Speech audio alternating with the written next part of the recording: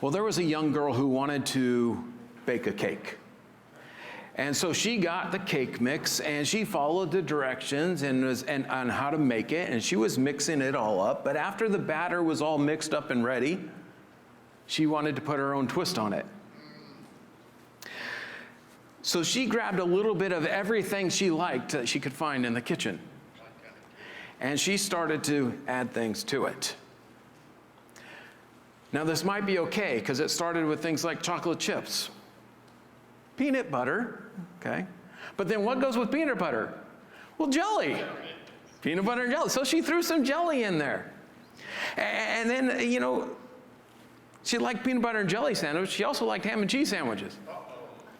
So she threw a little ham and a little cheese into there. And don't forget the mustard. Okay, now this is just getting gross, right? She finished it off with some sprinkles. No, this is not a story about my daughter. Close, but not quite.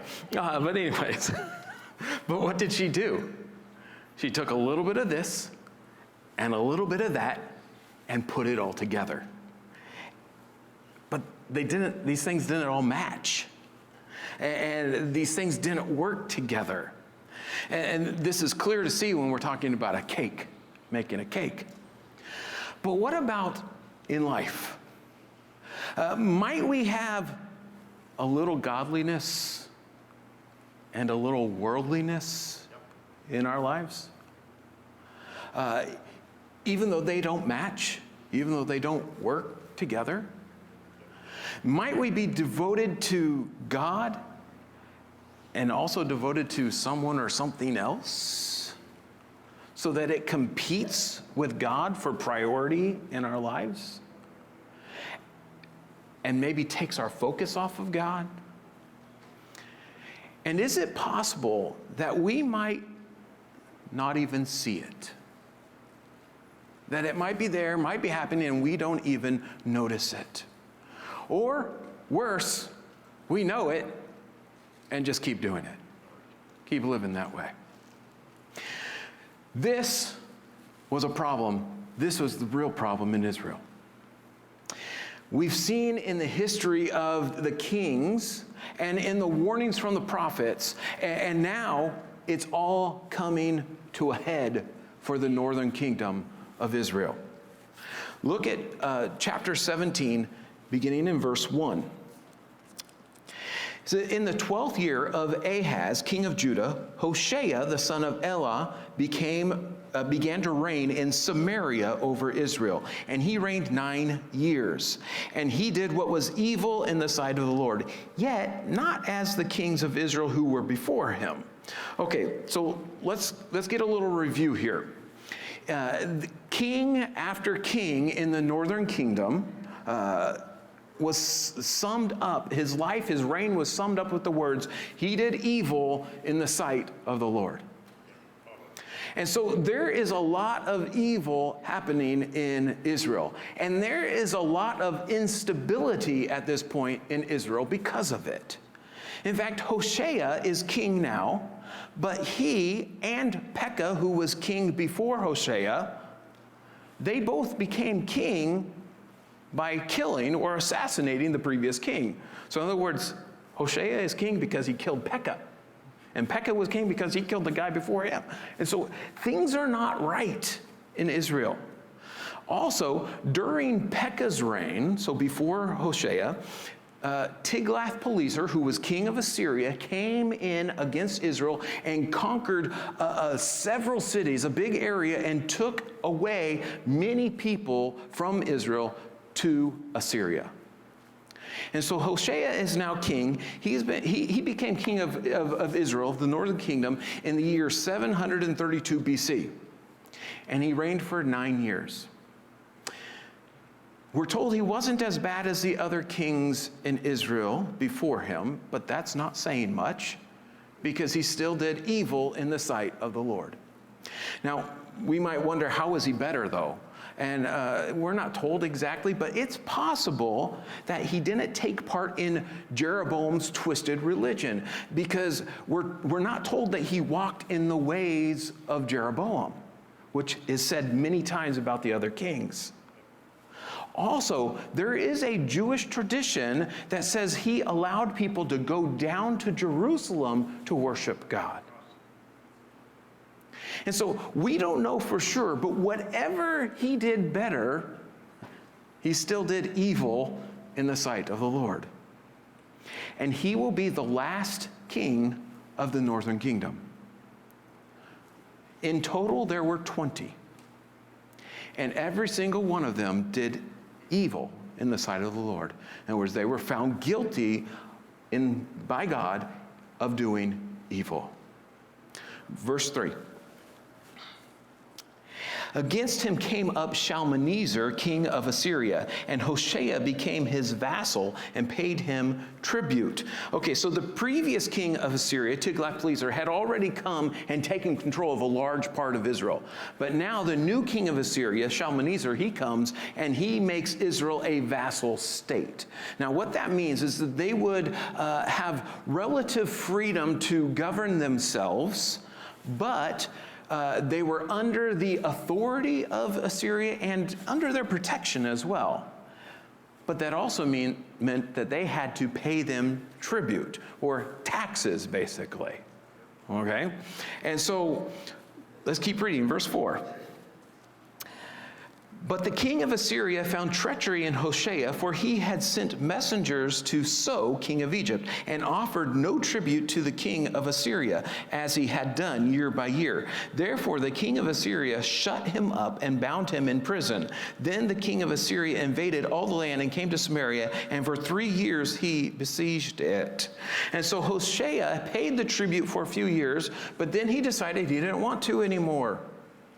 And so he said, I'm not going to. You see, he teamed up with Egypt and thought, maybe we can defy Assyria. It was a bad idea. It didn't work. When the Assyrian king heard about it, he just went down and took Hoshea's rule away. He attacked Israel. He took the rest of the land. He besieged Samaria, the capital of the northern kingdom of Israel, and he put Hoshea in prison. Verse 6.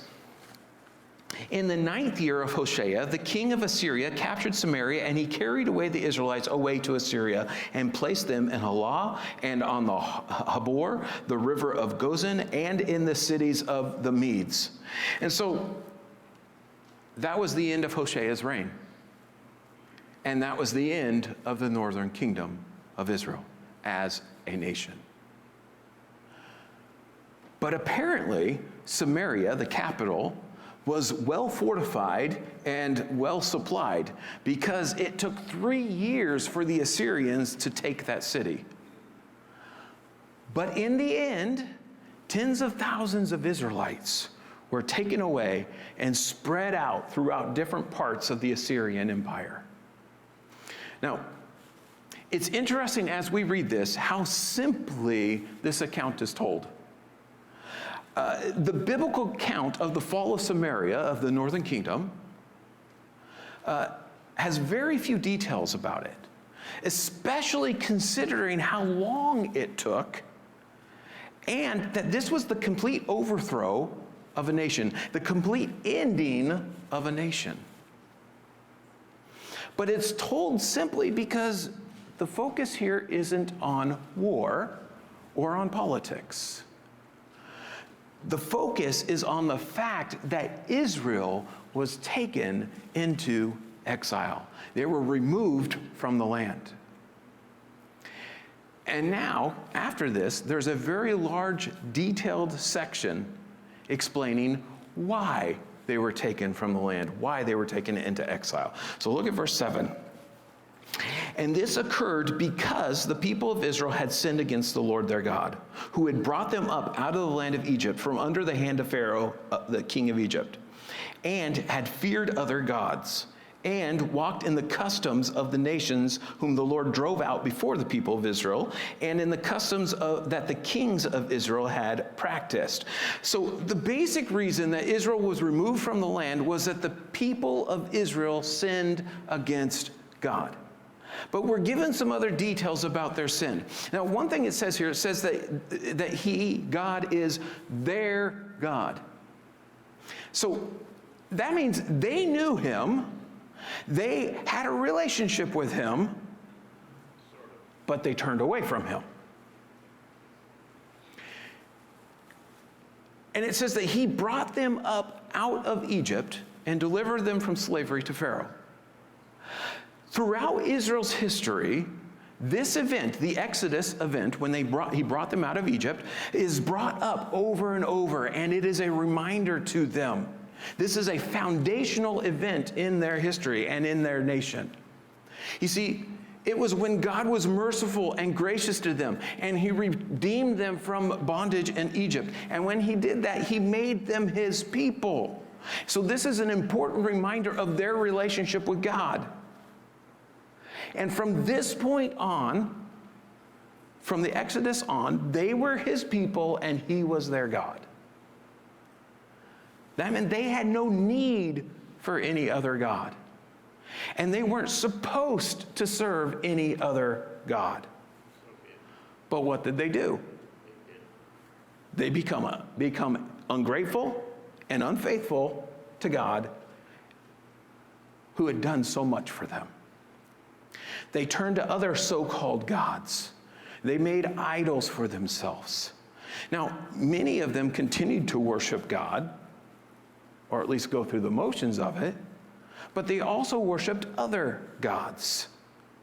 And we saw this earlier, that they would claim that they were being faithful to God because they were worshiping him. They were sacrificing to him. But their worship was illegitimate because they gave their devotion to multiple gods, not to God alone.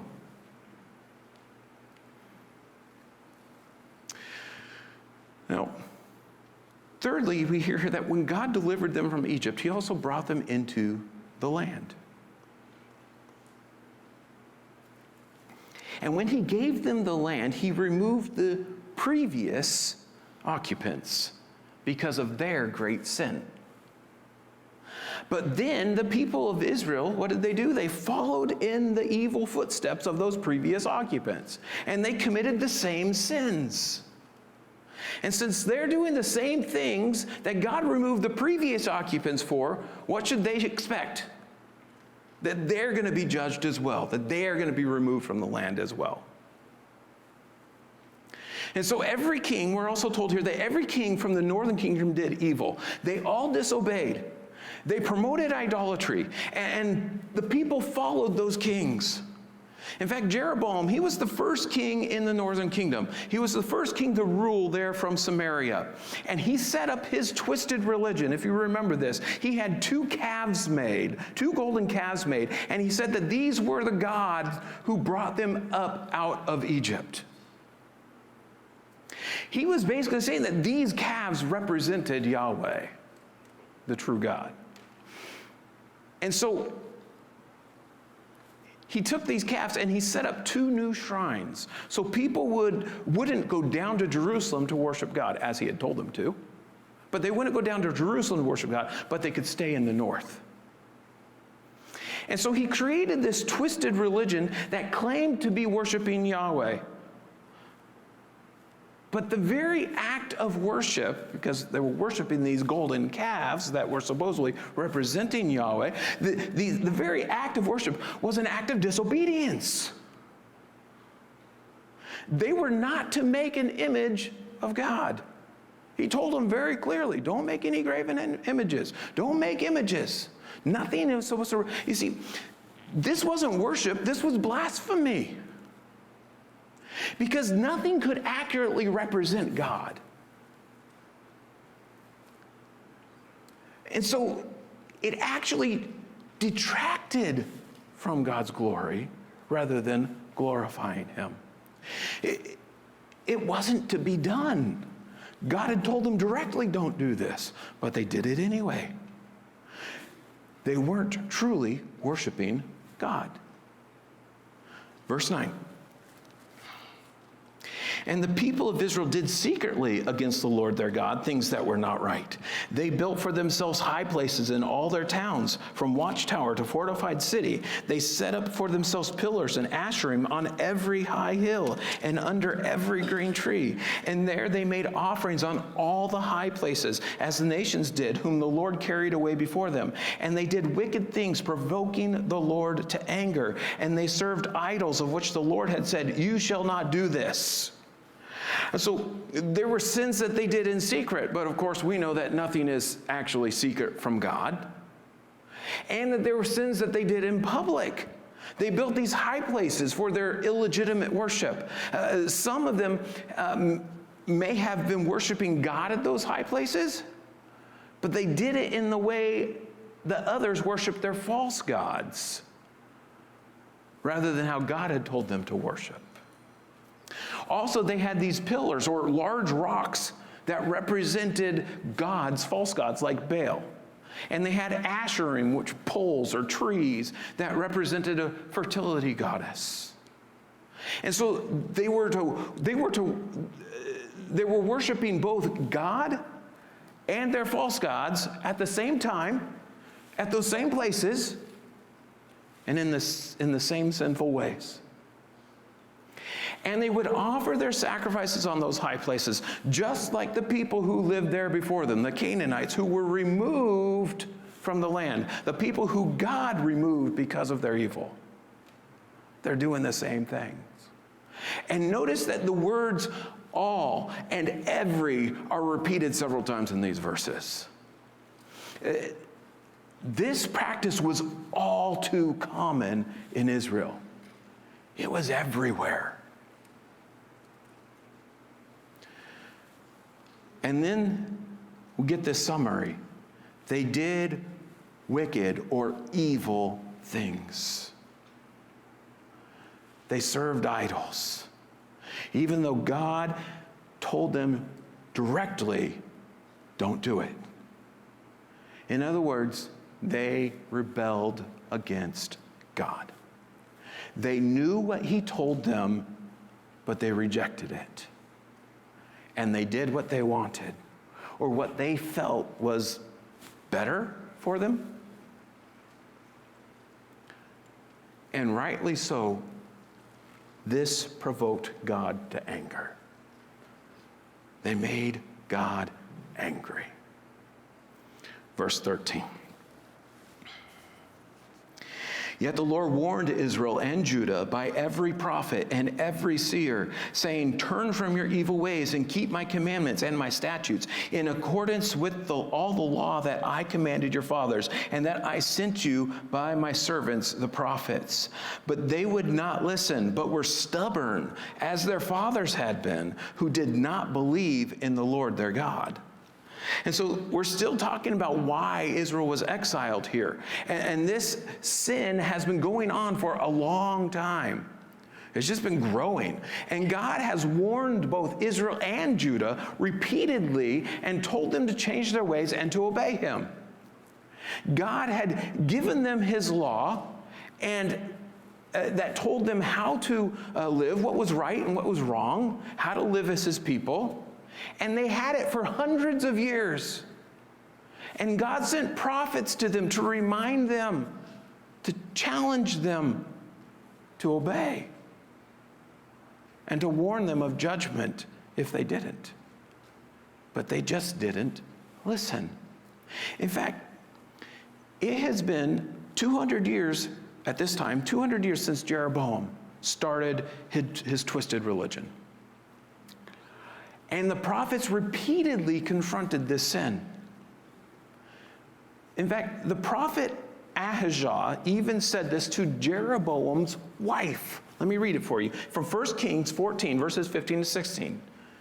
He says this to Jeroboam's wife, the prophet says, the Lord will strike Israel as a reed is shaken in the water, and root up Israel out of this good land that he gave to their fathers, and scatter them beyond the Euphrates, because they have made their asherim, those poles of worshiping the goddess, provoking the Lord to anger. And he will give Israel up because of the sins of Jeroboam, the twisted religion, which he sinned and made Israel to sin. So in those 200 years since Jeroboam, they didn't repent. They didn't change their ways, but they only moved further into sin and idolatry because they were stubborn. They were set in their ways, and they did things the way they wanted to. And to borrow some words from Micah, they refused to humbly walk with their God. But they, like their ancestors, refused to obey because they didn't believe in God. You see, a lack of belief leads to disobedience. But a person of faith will respond to God's word and obey. Verse 15. They despised his statutes and his covenants that he made with their fathers and the warnings that he gave them. They went after false idols and became false, and they followed the nations that were around them, concerning whom the Lord had commanded them that they should not do like them. And so it continues. They rejected God's law. What he said is right and wrong, they rejected that. How he says they are to live, they rejected that. And they rejected the covenant that God had made with Israel. They rejected his warnings to get right with him. And they did what? They chased idols. The wording here is they went after. And this is implying that this is illegitimate. They left what was good to chase after what was bad, what was evil, what was wrong. And so they followed these false gods. They lived for their idols. And this statement here is literally, they went after worthless or empty things, referring to their idols, and became worthless. And so they ruined themselves chasing after empty, worthless things. And he says they followed the nations around them. They bought into the thinking of sinful people around them. Even though God had told them right up front not to act like them, they still do. They allowed themselves to be seduced into living like the world around them. Sounds like a warning to us. They followed sinful people rather than God.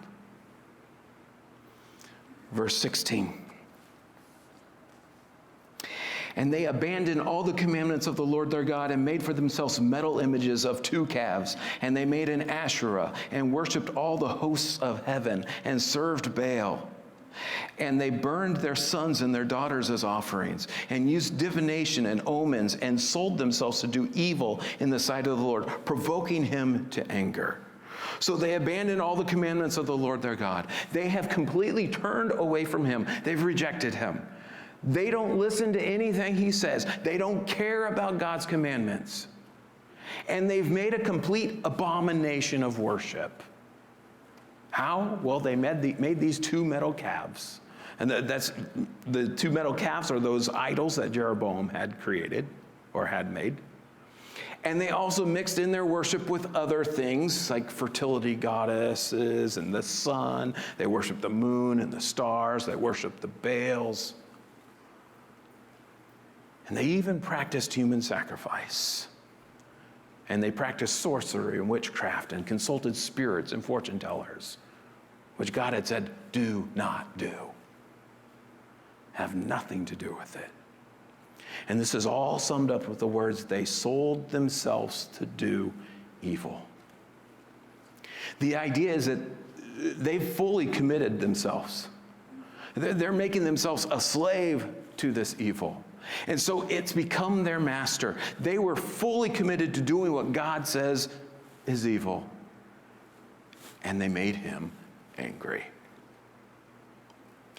Now, remember how simply the account of Samaria's fall was told. But then we get this listing of Israel's sin, and it is detailed. And it just keeps building and building. And it's repetitive. In fact, he said some things multiple times in different ways. All of this is emphasizing just how terribly wrong this all is. They disobeyed God. They turned from him. They rejected him and his ways. They sinned with utter disregard for God and his commandments. And as a result, look what he says, verse 18. Therefore, the Lord was very angry with Israel and removed them out of his sight. None was left but the tribe of Judah. Judah also did not keep the commandments of the Lord their God, but walked in the customs that Israel had introduced. So because of all of this that they have done, God has removed them from his land. All the tribes are gone now except for Judah. Only Judah is left in the land. But even Judah is in danger of receiving the same judgment because they're following in the northern kingdom's footsteps. They haven't degenerated to the same point yet, but they're on their way. Verse 20. And the Lord rejected all the descendants of Israel and afflicted them and gave them into the hand of plunderers until he had cast them out of his sight. When he had torn Israel from the house of David, they made Jeroboam the son of Nebat king. And Jeroboam drove Israel from following the Lord and made them commit great sin. The people of Israel walked in all the sins of Jeroboam did. They did not depart from them until the Lord removed Israel out of his sight, as he had spoken by all his servants the prophets. So Israel was exiled from their own land to Assyria until this day. So this is a little summary. Because of their complete rejection of God's commandments, God rejected them. He rejected the northern kingdom. Eventually, God said, this is enough. And he removed them from the land, just like he had warned them through the prophets. And when 2 Kings was written, Israel was still in exile in Assyria. Now, can we learn a lesson from Israel here? I mean, they weren't obeying God. They weren't listening to him. They were doing things that he had directly told them not to do. But we know from our study in the prophets, like Micah, they didn't think they were doing anything wrong. Is it possible that we might think we're doing nothing wrong, yet have sin in our lives? Is it possible that there is sin that we have justified or that we think is no big deal? If we are living in habitual disobedience, we're not living in fellowship with God.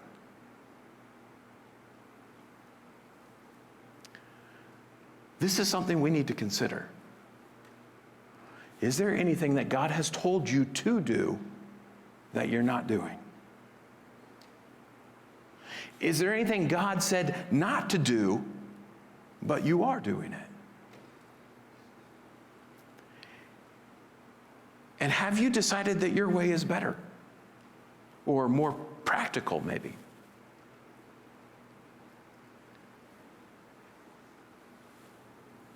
Is that really obedience?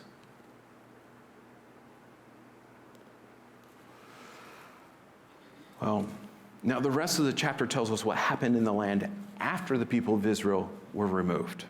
Look at verse 24. The king of Assyria brought people from Babylon, Cutha, Ava, Hamath, and Sepharvaim, and placed them in the cities of Samaria instead of the people of Israel.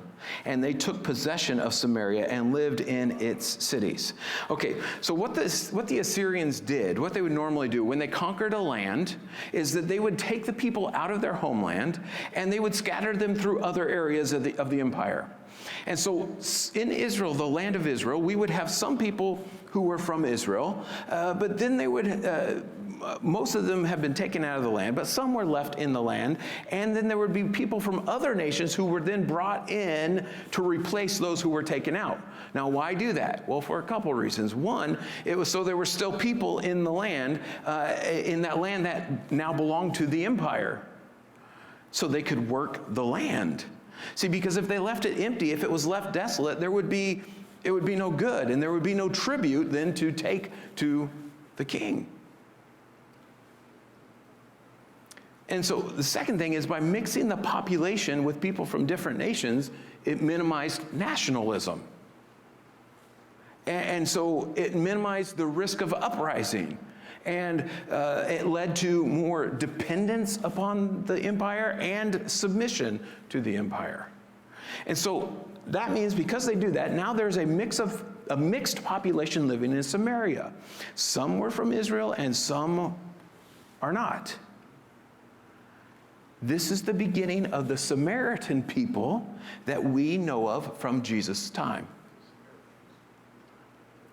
They were a mixed race because people from different places came and lived in that same area and intermarried and created a new culture of their own. So we continue on, verse 25. And at the beginning of their dwelling there, they did not fear the Lord. Therefore the Lord sent lions among them, which killed some of them. So the king of Assyria was told, the nations that you have carried away and placed in the cities of Samaria do not know the law of the God of the land. Therefore he has sent lions among them, and behold, they are killing them, because they do not know the law of the God of the land. Then the king of Assyria commanded, send there one of the priests whom you carried away from there, and let him go and dwell there and teach them the law of the God of the land. Okay, so the people who were brought there by the Assyrians were living in the land, and they were in God's land, but they didn't fear the Lord. They didn't know God or how to live before him, but it was still God's covenant land. And he sent lions into the land, and some people were killed. Ironically, unlike the Israelites who had been there for a couple hundred years, who didn't learn their lesson for a couple hundred years, these pagan people who didn't know God's law immediately assume that God is unhappy and they need to learn how to live right before him. And so they tell the Assyrian king what's happening, and he sends a priest from Israel back to the land to teach them how to obey and worship Yahweh. Verse 28. So one of the priests whom they had carried away from Samaria came and lived in Bethel and taught them how they should fear the Lord. And so this priest comes back and he teaches them how to fear or worship and obey God. Interestingly, he goes and lives in Bethel. Now, it's possible that's where he lived before. But it's significant here that Bethel is one of the two places, one of the two worship centers that Jeroboam had set up with the golden calves. Now, knowing this, along with the fact that this was a priest from the northern kingdom who had been taken away, makes you wonder if this was a faithful priest or not. Did he teach them the right way to worship God and obey God, or Jeroboam's way? Good chance it was Jeroboam's way, because the people will end up doing the exact same thing that the Israelites in the northern kingdom were doing before them. Verse 29. But every nation still made gods of its own and put them in the shrines of the high places that the Samaritans, the Israelites, had made, every nation in the cities in which they lived. The men of Babylon made Succoth, Benoth. The men of Cuth made Nergal. The men of Hamath made Ashima. And the Avites made Nibhaz and Tartak. And the Sepharvites burned their children in the fire to Adramelech and Anamelech, the gods of the Sepharvaim. And so they kept worshiping their idols from their homelands, in other words. They used the same shrines, the same high places that the Israelites who lived in Samaria before them used.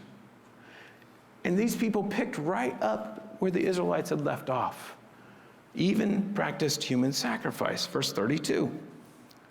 They also feared the Lord and appointed from among themselves all sorts of people as priests of the high places, who sacrificed for them in the shrines of the high places.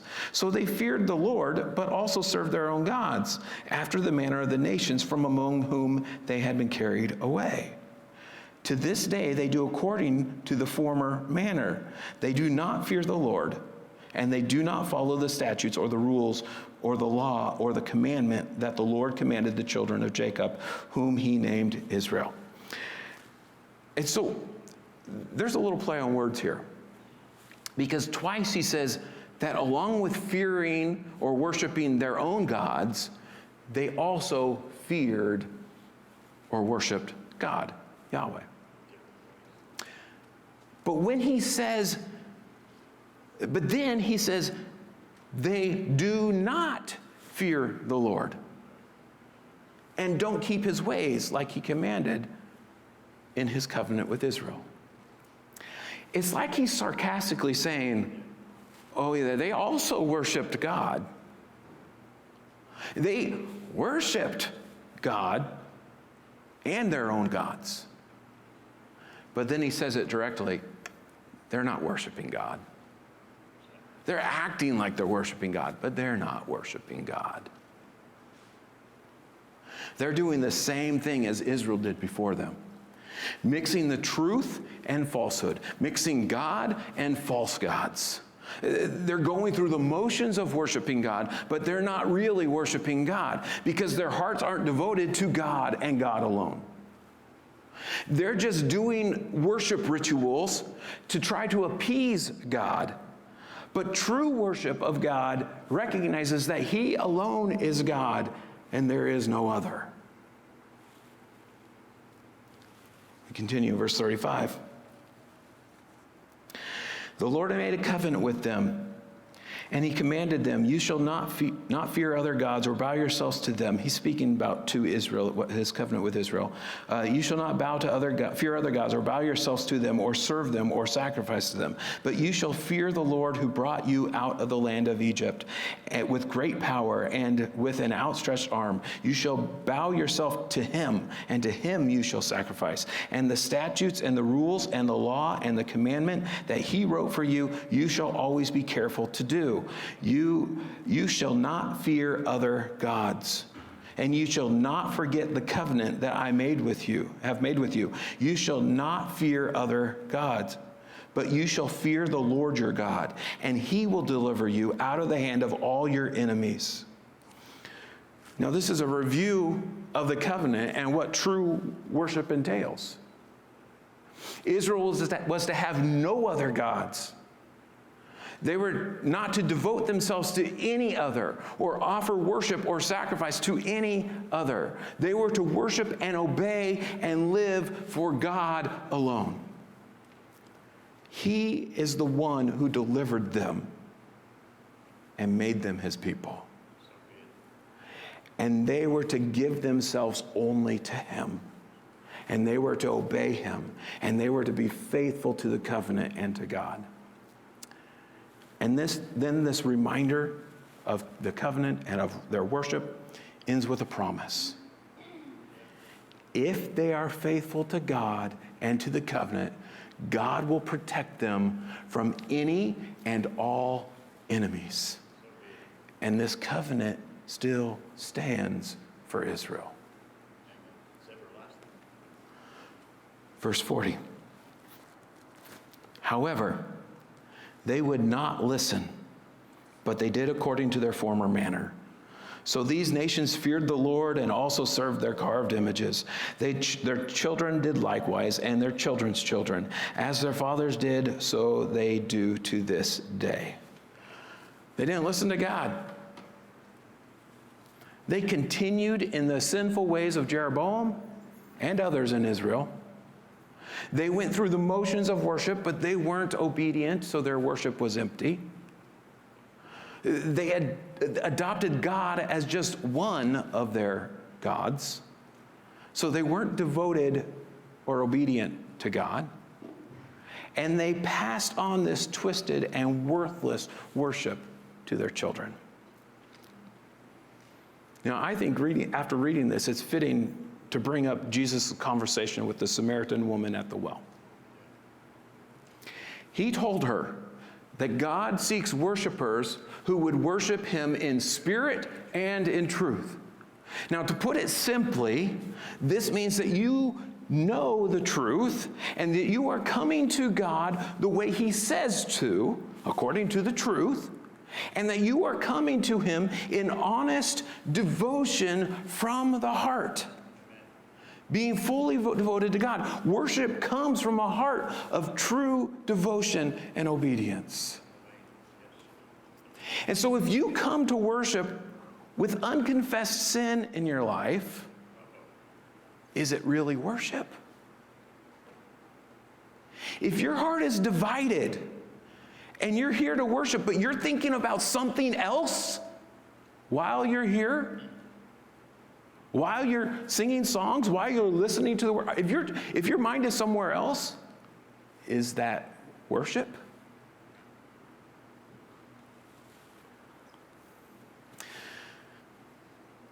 Israel's problem came because they compromised.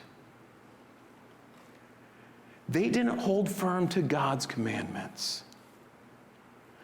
They kept some things God told them, but then they turned from him and turned to the people around them, learned the ways of people around them. In other words, they took a little of this and a little of that, and they baked up an abomination. Now, we may not compromise in the same way that Israel did, but we can still make a mess. We might take a little of this and a little of that, a little godliness and a little worldliness, or we may split our devotion. And so God gets some of my heart, but not all of it. Is there something in your life that steals your focus from God? Is there sin in your life that hinders your worship? You see, we might honor our God with our lips, but then turn around and dishonor him with our lips, with our words, or with our actions. And we can be influenced by people around us, and we can take on their customs and their way of thinking rather than remaining faithful to God. And because we are human, and because we live in this fallen world, it can sometimes be hard to notice when we're compromising,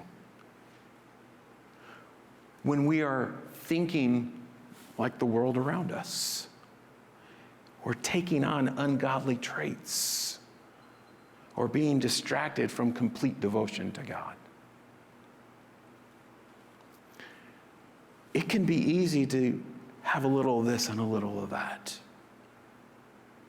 So don't just let this go in one ear and out the other. We need to consider these things. We need to think carefully about it. I mean, what is God telling you to do? And are you doing it? What is obedience? What is true worship? And what in your life doesn't fit those things? Take a look at your life and listen to God. Because when we understand who God is, and when you understand all that he has done for you, you want to obey him and to worship him. Not just a little,